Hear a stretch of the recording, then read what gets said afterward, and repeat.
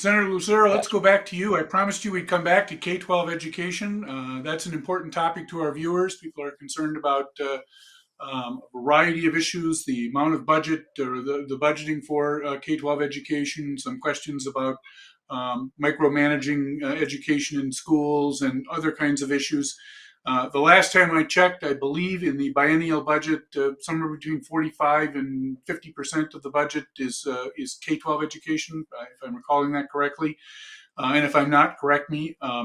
Tell our viewers a little bit about what the status of that bill is, and your thoughts about how it's developing and where it might go. And we'll go to Senator Boldon then, and then to Representative Heintzeman. So, floor is yours.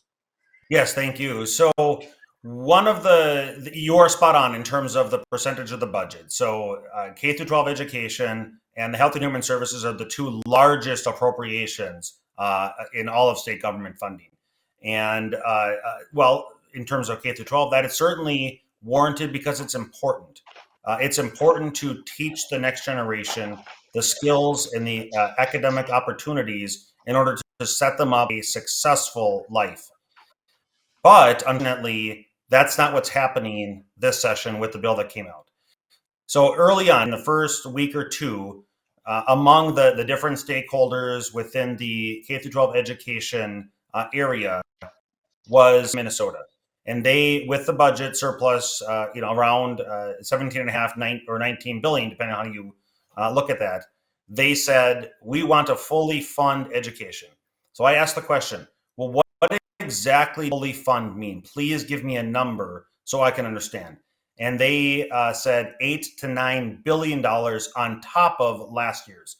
So budget, not last year, last biennium. And so $8 to $9, in their opinion, is fully funding education.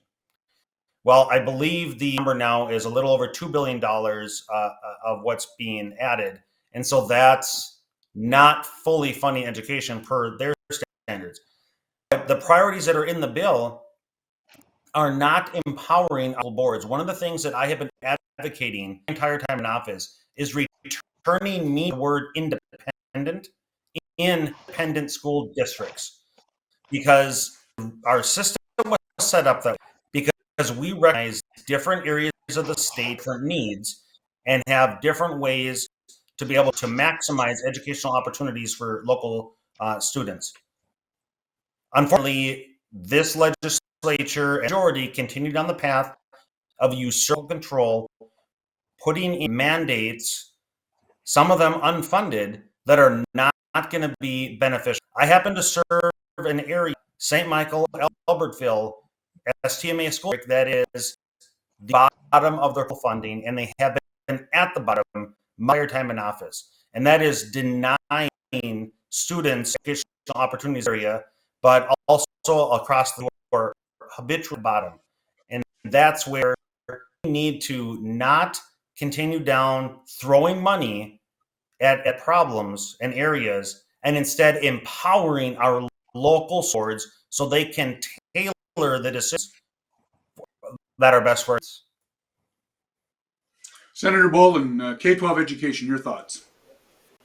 Yeah, appreciate having the chance to talk about this topic. So I don't sit on the Education Finance Committee. I do sit on Education Policy, but broadly speaking, as we are thinking about an education bill, it is important that we Do you want to tell our viewers what that means when you say you're on education policy, but it's not education? People who watch this program regularly go, they speak legislative-ese. They know what that means, but your ordinary viewer may wonder, what is she talking about? So tell our viewers what that means. Absolutely. Thank you for that prompt. I appreciate that. So as we sort of label our committees and divide up the work, sometimes we will divide up the finance from the policy. So essentially, the finance committee is the one that handles the budget, the dollars connected to education, which I don't sit on. I sit on the policy committee, which is the policy. It's the bills that essentially don't have funding attached to them, don't have money attached to them. And so that's the difference. Some committees are combined and some are separate. So Anyway, go ahead. broadly, I interrupted you in full throat there on the K-12 education. So you still have the floor. Go ahead and tell us your no, views that's a great question. on this Yeah, bill. thank you for that. Yes. Broadly speaking, in terms of education funding, it is important and appropriate that it is a significant portion of our budget. As a state, we have a responsibility to provide public education. It is the right thing to do. It is a public good. We all do better when the next generation is well educated, and so it is necessary that another thing I'll note is that there's challenges now because we have not invested as we should have for many years, and so there's a hole there that we need to dig out of.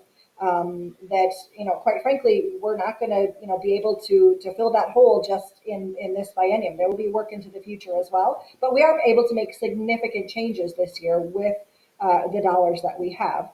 I'll note just in terms of the budget for this, and it relates to our earlier conversation about nursing homes as well. A lot of the dollars, most of the dollars we have right now is one-time money, not ongoing money. And so, again, if you're not in the legislature, you might not be thinking of things that way, but there is a difference there in terms of we have this money to spend this one time versus making changes that will go into the future and having those funds into the future. And so there are a lot of ways we can spend one-time money that are important and valuable and right, and there is still work to be done into the future.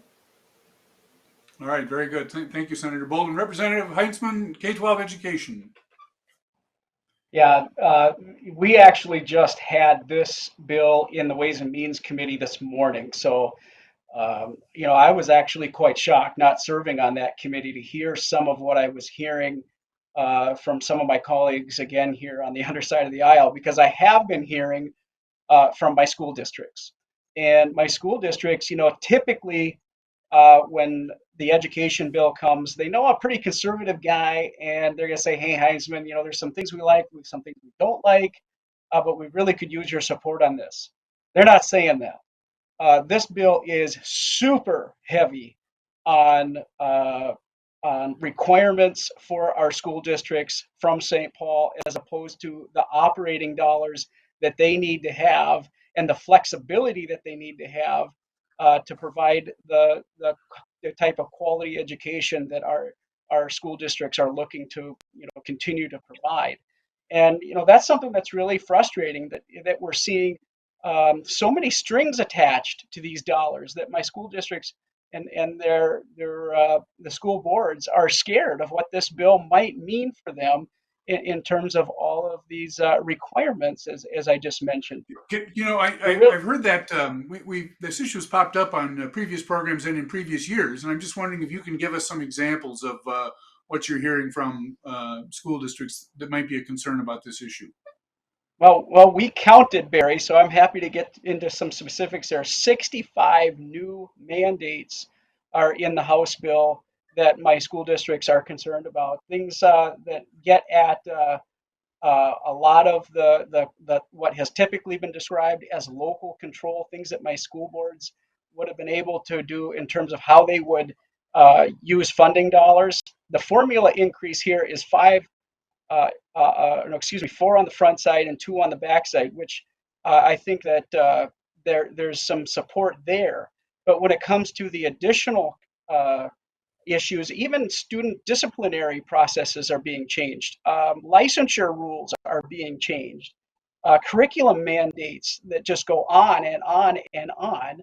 And it's really concerning to my school boards and to my parents, quite honestly, as they're trying to figure out, what is the future going to look like going forward post-COVID, and some of the challenges that we faced the last 2 years in learning because of so many kids getting behind. E-learning did not work for our K-12 system, and we really need to be on top of this going forward. If we're not, our kids are going to stay behind. And these mandates that are unfortunately in the House language, which I should mention is 40% of Minnesota's budget is education, these mandates are not going to get at those problems and empower our teachers to make decisions in their classrooms for our kids that are best for our communities.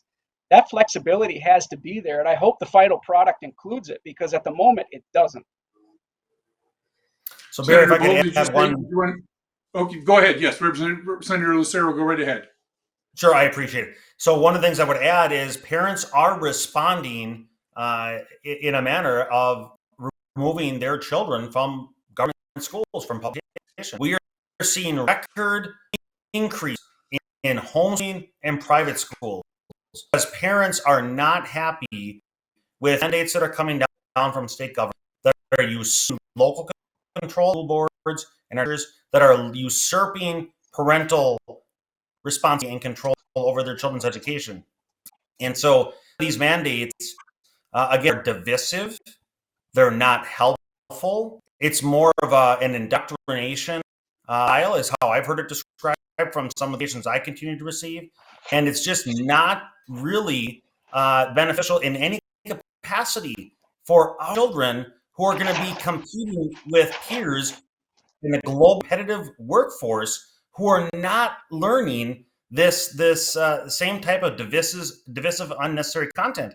And whereas Minnesota continues to fall further and further in math and types of testing scores, that's where our focus should be, is setting up our children, empowering them with skills and knowledge to be able to compete against, again, their peers in other countries that are focused on math, engineering, and other areas, rather than these states, again, that are not helpful whatsoever. Senator Boldon, I'm going to give you an opportunity. We kind of went around the table a second time. Any further thoughts on K-12 education? Well, I mean, again, I would just sort of reiterate, take it back to, the focus on students and the focus. I have met with over the last few weeks many teachers who, share the challenges around, especially around wages. Again, we talk about earning a living wage. And so that's, part of the investment into this space is to be making sure that teachers we're able to continue to recruit and retain teachers into this space. Other funding going into, closing the special education cross subsidy and the English language learning cross subsidy. We're at a place where we have not invested the dollars that we needed to over a very, very long time. And so working to catch up to that, to be sure the schools have the resources that they need, is important and necessary work.